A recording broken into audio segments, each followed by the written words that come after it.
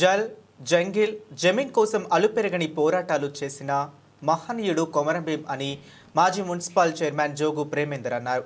కొమరంభీం వర్ధంతిని పురస్కరించుకుని ఆదిలాబాద్ జిల్లా కేంద్రంలోని భీం విగ్రహానికి ఆయన పూలమాలలు వేసి ఘన నివాళులు అర్పించారు.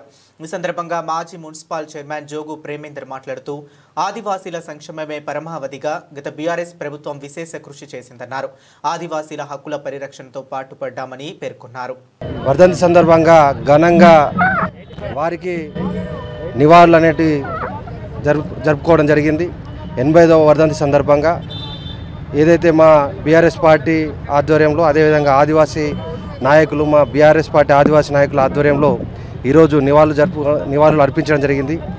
ఏదైతే తెలంగాణ ఏర్పడిన తర్వాత మరి కొమరంభీం గారి గురించి మొత్తం రాష్ట్ర వ్యాప్తంగా దేశవ్యాప్తంగా కూడా తెలిసే విధంగా జోడేఘాట్ని మనం 25 కోట్లతో మరి డెవలప్మెంట్ చేసుకొని అక్కడ అధికారికంగా కార్యక్రమాలను నిర్వహించుకోవడం జరిగింది. మరి ప్రతి గూడెం కూడా ఏదైతే మన ఆదిలాబాద్ కాన్స్టిట్యున్సీలో ఏదైతే ఆదిలాబాద్ మండలిని తీసుకున్నట్లయితే ప్రతి ఆదివాసీ గూడానికి కూడా రోడ్డు సౌకర్యం కానీ కరెంటు వసతి కానీ కేసీఆర్ గారి నాయకత్వంలో పోడు భూములకు కూడా పట్టాలు అందించడం జరిగింది.